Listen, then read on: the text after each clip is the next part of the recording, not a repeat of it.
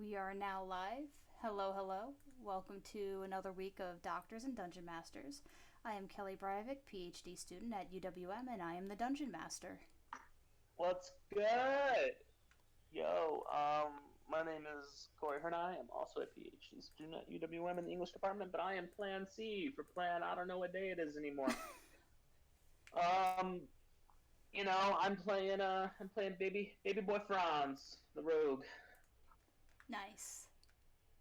Hey. I'm Leo Liebzeller, PhD candidate anthropology, uh, and I am playing Ash, the fighter bard, now a mark of the Sentinel samurai, eloquent samurai. There we go. Beautiful. Uh, Officially, actually remade, which I should have done weeks ago, but didn't. So Uh huh. did it now though, so it's fine. New character sheet and everything, printed off, brand new. Brand new baby. So, Incredible. I know. He now And has an insight higher than any character I've ever had. and didn't he already have a higher insight than any character previously? No, so actually original Ash had okay, so at that point had the highest I had ever had. And then Alabaster Crane Friday Crew outpaced him. Mm-hmm. And now it's even more. Nice. Mostly because Samurai is a lovely class. It is, and I feel like It's it's lovely. forgotten a lot too. It's because people, I don't know. I think people look at the ability, like the combat abilities, and be like, "Oh, I'm going to be doing a lot more combat than I'm ever actually going to do," so they kind of dismiss it for champion. Yeah.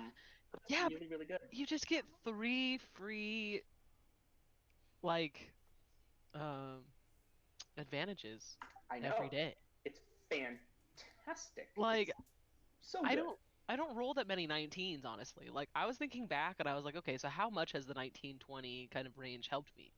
And it hadn't really. And I get that like eventually I'll get to that 18-20 range, but I'm also playing a dual class, right? And so like I will never unless like I keep this character and y'all start with newbies, like I will never get to the higher levels I of mean, it. we're pretty much on our way there. Yeah, but Way like back. I will never get a beyond 10 likely in either of my classes Oh God, no, no, no, no.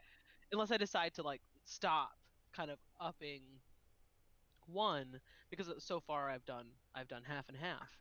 Yeah, I mean, Um I find the champion's crit range is really effective, really only when you have advantage.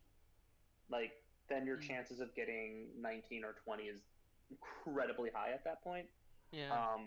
But getting advantage. But yeah, anyway, Samurai is fantastic. If you are looking for a fighter class, anyone that isn't champion or battle master, even though I do love battle master. Battle master is a lot of fun.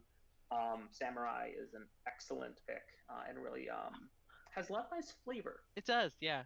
I do think that if I ever remade Alabaster Crane, um who okay, so for those of you who don't know, Ash has two like he's a oh my God, he's a He's a rich charlatan. boy. And so he has an alt identity, right, that he set up. And originally, when we started this campaign, his alt identity was technically Ash, and I have now flipped those on the sheet. So Ash is his main, and Alabaster Crane is actually his fakesies. Um, but in the Friday campaign, Alabaster Crane is the evil boy that he is, and did not at the time when I was playing him have an alt identity because he hadn't matured enough yet. Um, but now that he's Ash, it's cool. But if I ever built Alabaster Crane again, I would try out the UA Psionic fighter stuff. Just Yeah. pausing to Be- thank Sir Chris for following us. You're oh Hey, thank yeah, you, awesome. Chris. thank you. That looks dope. Yeah, I had a long debate with myself about reworking Franz. Ultimately, kept Arcane Trickster for a lot of reasons. But the new Kelly and I've talked about it. The one that's based on like luck and stuff. I forgot what it's called. Yeah, that one. I really was hoping you would go for that one, but it's a UA. I just forgot. It's fantastic. I also did consider Eloquence Bard as well, Oh, Leia, it's so but pretty.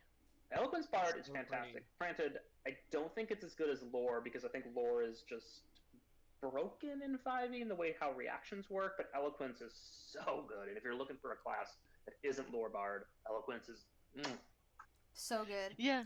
I I like mean, the creation bard though. I think it's still UA, creation art, yes. but I just It's love. so much fun. God, there's so much versatility with that. Mhm. I'm playing a bard rogue in my Saturday campaign, and he was a bard of creation until we switched over to Pathfinder. Um, but yeah, bard of creation is hot. Yeah. For the record, I lore is fine, but like the reason I reworked Ash is because he has now changed so much from what he was. Yeah. you were Whispers previously, right? Yeah, so I was Whispers previously. I was Whispers champion previously. And it made sense. It made sense for who he was at that time. It did. Particularly because he was still so broken. Not that he's like entirely fixed now, but like given the last year and given all the drama that happened previously and the amount that he has attempted to like change and fix shit and be a better person, um I figured Eloquence and Samurai just made more sense now mechanically. No, I think it, and just the flavor of it is really Yeah, just spot on. like because both Eloquence and Samurai really highlight kind of the politician stuff, like and the charisma stuff and the diplomacy over trickery. Yeah. But the trickery is not gone. It's just like not at the forefront anymore. I would like to table this discussion for the last half hour because I think there's a lot to be said in how we create our characters when we're starting the campaign versus being able to rework them at higher levels. And I think that that's something that I don't feel is done commonly, but something that I think should be considered. Yes, we will talk about that later. But we are playing D&D. Yeah. Yeah, I was kind of hoping that we would like get through this beginning part and Eric would just show up. Well, we still have to we still gotta get through recap, and knowing Stuart, it could be until 3 o'clock if he's in a chatty That's mood. fair. That's 100% true. Okay, I got the recap. Go. Okay, so Franz is 16 now. He has been 15 for the longest time that anyone has ever been 15 before.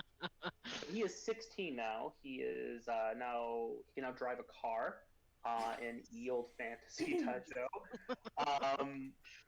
His brother and friends planned a semi-surprise birthday party, but they couldn't make it a full surprise, otherwise Franz would not have shown up.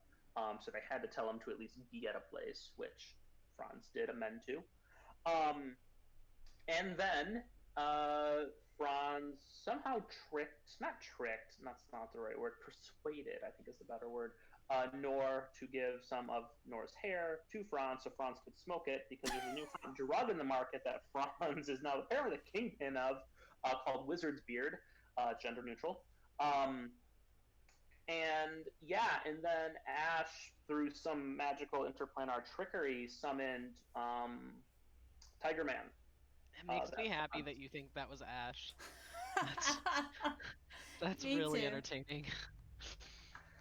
And then so of the 4 names that are on Franz's list to kill, he's now crossed off 1.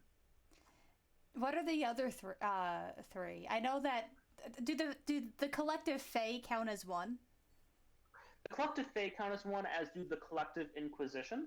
Mm-hmm. And then good old Nun Lady, which I think you guys took care of, but Franz doesn't know this. I don't think she's dead yet. 3 names left. Solid. So yeah, very good recap. So it's been about a week since the birthday party, and the three of you get summoned to the Five Fingers to have a meeting with Joe. It is very last minute. It's on a Friday. No, sorry, Saturday afternoon that this happens. So Ash, you would not. How does Joe summon people?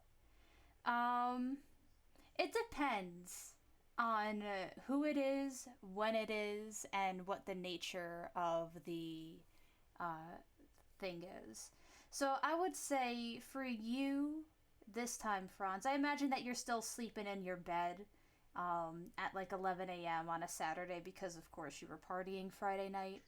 So what she would do is send, definitely King, um, at that point because King had to report back to the Five Fingers. So he dragged his ass out of bed at 10 a.m., trudged over to the Five Fingers just to have Joe send him right back to where he came from and get you.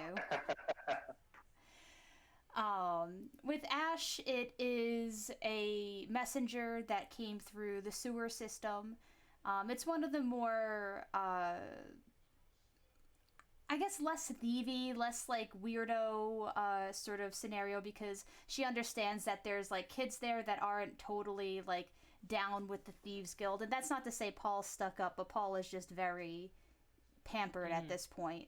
So she doesn't want to scare him by sending like the gnarly goblin or Zeno, who is totally down with just like taking out teeth without anesthesia. Like she just sends someone who is or actually, she would send Boone, who's the newest recruit. And she's actually a paladin, you would know at this point. She is also like 16, 17-ish, so like late teenager. So because, she has some sort of worship, she always has to be in somewhat good attire, or at least put together attire. So Boone would be sent out to gather ash. And then we'll say she also had to go grab Nora as well.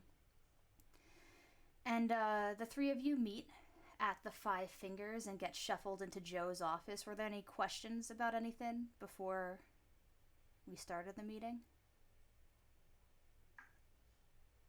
Were we supposed to prepare questions? No, not at all. Is that Joe asking them, or was that you asking?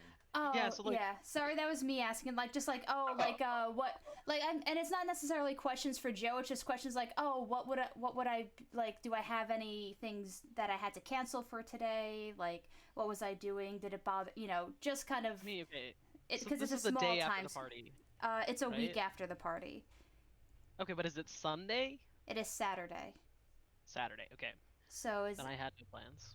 yeah. So I think it's exactly no. It's a week and a day because the party was on a Friday evening. Oh, okay. All right. What go did the ahead. note say? Like, why am I being summoned? Yep. So the note or the messenger would have just conveyed that there's a last minute task that needs doing. It's of incredible importance and will be a great blow to the Inquisition. Okay. And all three of you would get that note, but maybe King would just try, like he wouldn't get to that point first. He would just try and drag Franz out of bed saying that Joe needs him. And that's probably just enough. Yeah. But the other two would get more explanation, sort of a more formal message. Okay. Cool. So, go ahead. Sorry, messenger, would it be clear that we need to, like, be wearing, like, armor, weaponry, that kind of stuff? Oh, or is sorry. this, like, It's a briefing thing. The thing will happen tonight. Okay, cool. In that case... So did I know about this before I prep my spells for the day? I would say, yeah, it would be before. So you would be able to do your combat spells, because she came. I will say that Boone went to Nor first, and then Ash second. So you were still kind of mid-prepping, sipping your tea. Right. So I'm going to be sitting here prepping for a bit. Sounds good. Prepare the mage armor. Yup. Get that mage armor, baby! You're gonna need it. This Great. entire bit was me trying to think of how can you do dungeon crawls in a city. and this was my solution. Well, now I'm baby. excited. So you're shuffled into Joe's office, and Joe is sitting behind her desk. She looks totally fine. So like there was definitely an urgency, but it's not. Ominous. I'm sorry. I said that's not ominous. She looks totally fine. Like, what is she? Yeah. Was she taken over by like an alien or something? I mean, Like- she usually is like fine and stern, but she's like, but there's certain times where like there's a last minute thing, and now it's kind of a concern for her. But this seems to be, it is pressing, it is necessary, but it's not like life threatening what this is. Can I do like an insight check? Because typically Franz's reaction to Franz only sees Joe when she's frazzled because she's frazzled about Franz. Pretty So much. this is probably unnerving for him to like see this. Go for it. That's gonna be a 22. Yeah, I mean, she genuinely looks fine, and she seems almost like happy with the turn of events, which is a first for Franz. Is everything good, Joe? Oh, yes. So, I imagine you are all wondering why I called you in today. I mean, you kind of call us in normally. Is there something special about this? A bit, yes. As you know, we are not the only Thieves Guild in Taizhou, and I'm sure you are all aware that there are also thieves outside of guilds in Taizhou. So, several months ago, there was an attack on a supply cart that was coming in to aid the Inquisition, and many things were lifted that I was able to gather. Many of those were not quite all that important, but there was one artifact that the Inquisition wanted that was hidden inside an otherwise mundane supply shipment. And I've had my ear to the ground for quite some time trying to find where this artifact would unearth itself. And it has finally come to my attention where it is. I want you to get it. Okay, two very important questions. What is this artifact, and where is it? So, this artifact, I do not know what it is, but I know that it is of great importance to the Inquisition, which makes me inclined to believe it is of great power. It is small enough to be put in a bag. Of what shape and nature I know not. But I know that it is a prize in a tournament at the docks of Taizhou. And Noor, you would know this as there was a fighting ring near the docks of Taizhou that you and Franz, I think you bet on Noor. I absolutely did. Yeah. I won a lot of gold that day. Yep. So it is. So That was Faye. what? Oh. I don't punch out people in rings anymore. Uh-huh. Well, you're gonna tonight. I think So I'll let Franz do the stabbing. yeah, I mean, it used to be within the walls of Taizhou, and she would explain that. But as it grew, in popularity amongst the underbelly of the city, it had to eventually get moved to the docks outside of the city walls so that the Inquisition would be less likely to uncover it. And it's essentially it's magic friendly. It is like everyone has like a sort of moniker. It's sort of like a WrestleMania style thing now. And now there's a tournament to win the artifact and 1,000 gold. Now you may keep the gold. I do want the artifact. And if you lose this tournament, I want you to find the winners and take it from them. Any means necessary, right? I would have liked to avoid bloodshed, but yes, any means necessary. Okay. And Kelly, can we? Maybe I'm just dumb, but could we get like maybe a brief rundown of like the current politics of Taizhou? Yeah. Like, just because like I understand like okay we have the merger and we've undercovered that, but there seems to be like a lot more magical folks here than previously, and I'm just like just it's been a year, just current Yeah. political landscape and all that. I mean, Taizhou is a city of about 15,000 people, and a third of the world is magical, so that means there's 5,000 people thereabouts who are magical in Taizhou. So there are a lot of them remain hidden. There are people who may not, like, there's plenty of people who would side with the Inquisition, but also like WrestleMania, so they'll go and see something like this. There's plenty of people that are not magical that are pro or anti Inquisition. It is very divided right now in terms of what to do. There's no mayor right now, so the Inquisition and the City Guard have been sort of working together in a way, and the head of the City Guard and the quote unquote, the anonymous head of the Inquisition are sort of the two people leading at this moment. So there's that. There are territories that are pro and anti-Inquisition that Ash has mapped out. I don't know if I gave you that map, but I will shortly once I'm able to find it in my documents. Are those the maps with like the different colors? Yeah. So we're essentially in the same kind of gridlock that we were. Correct. But it's not quite as here we go. It's not quite as bad as you experienced in the other campaign, Leia. 1 second. So the way I'm kind of like envisioning it, it's like